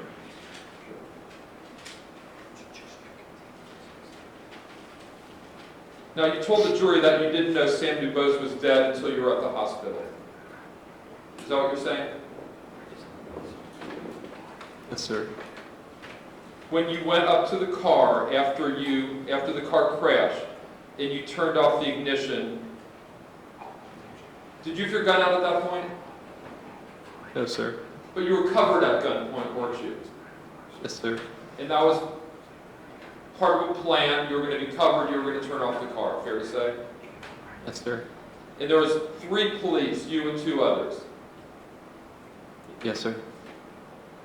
Would you say that you were a lot more cautious after you shot him in the head and the car crashed than you were the first time you reached in the car, Mr. Tensing? At that point, the incident was already over, and I had just reached in to stop the car from redlining and revving. But you were a lot more cautious that time when there were 3 officers and somebody was holding Mr. DuBose at gunpoint than you were when you were by yourself at the DuBose car. Because at that point, somebody was covering you. You reached in, you were careful. You were a lot more careful then than you were a few seconds earlier. Fair to say? What do you mean by more careful? There was no threat at that point, was there, Mr. Tensing? After he had crashed? Right. No, not at the time, no. He wasn't moving at all, was he? Not that I saw, no. And what did you see inside that car? Mr. DuBose was laying on his right side. And you told the jury a few minutes ago that you saw what appeared to be a wound. But what did you mean by that, Mr. Tensing? There was some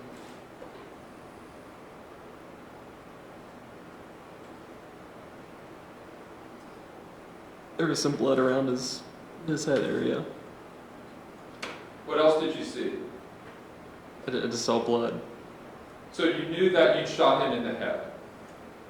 I didn't know where exactly, but I knew. I gathered that he had been shot, yes. And you didn't know that he was dead, right? No, sir.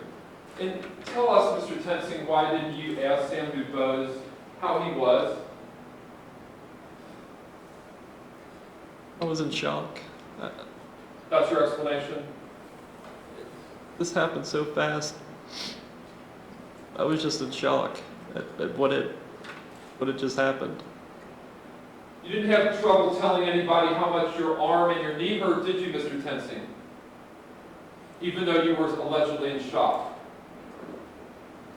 I was making those comments, and I don't remember making those comments until after I watched the body cam. I don't remember those minutes, no. But he's laying dead in a car, and you never checked on him and asked him how he was. And you're saying you didn't even know if he was dead or not. No, sir, I believe the other officer had called for a life squad. Did you ever try to feel for a pulse at all? No, sir. Did you ever check in any way to see if there was any sign of life to him? No, sir. In fact, the focus was on you and your extremely slight and minor injuries, in your comments about your justification, how you were being dragged.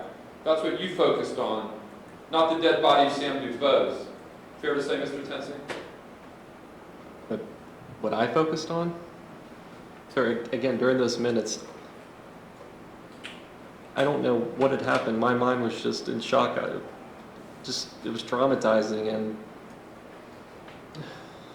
But you focused on your arm, your knee, and you being dragged, and you didn't say one word about the person you just shot in the head. About his condition, did you? no, sir. You knew he was dead at the scene, didn't you, Mr. Tensing? I did not know. Now, these other stops you made, there were witnesses and compliance, fair to say? The other traffic stops? Yes, sir.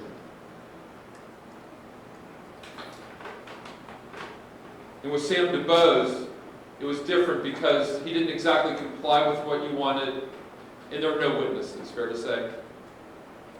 Besides you and him. I mean, not that I'm aware of, no. And you heard Chief Hope testify, didn't you, Mr. Tensing? Yes, sir. And do you agree and recognize that he's an expert in the area of use of force? I would agree. And would you agree that he looked at all relevant evidence?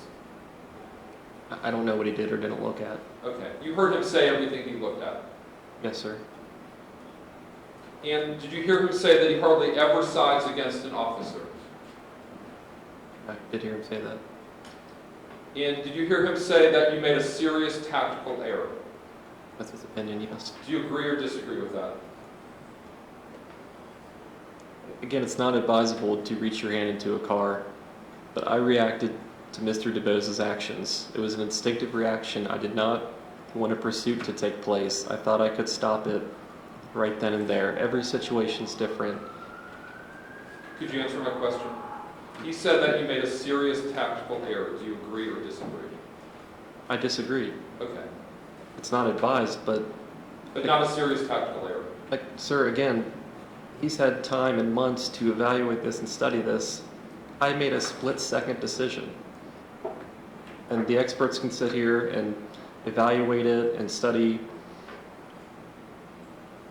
the body cam and break it down. But they were not in my mind during these seconds. He also said in his opinion you were not being dragged in any way when you fired the shot. Agree or disagree? I mean, there was disrespect to him, but I disagree because he was not there. Okay. Did you agree or disagree with his opinion that despite your serious tactical error, you still could have disengaged and not fired the shot? I disagree with that. Again, he was not there.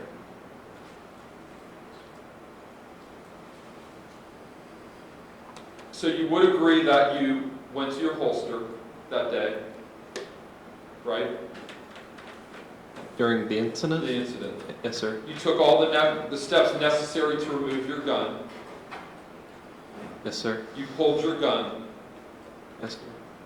You knew that it was loaded and one was in the chamber. Yes, sir. You knew that if you pulled the trigger, it would fire a bullet. Yes, sir. Your index finger went to the trigger, right? Yes, sir. You pulled the trigger and meant to do it. I meant to pull the trigger, yes. You purposely aimed for his head, Sam DuBose's head. That's the only thing that I could see at that moment. Your gun was between 1 and 2 feet away from his head. Fair to say? Yes, sir. And after all that, you're telling the jury, after all those purposeful acts that you did, that you didn't mean to kill him. I meant to stop the threat. I didn't shoot to kill him. I didn't shoot to wound him. I shot to stop What did you his think actions. Sorry. What did you think would happen once you did all that? That he would just walk away? After the After you The shot him shooting? in the head, do you think he would just walk away? I never thought about that. That's all I have, Judge. Thank you. Mr. Matthews, redirect. No redirect. Okay. Anything else, Mr. Teeter? I No, guess Judge. not. Mr. Kenton, you may step down here, excuse at this time.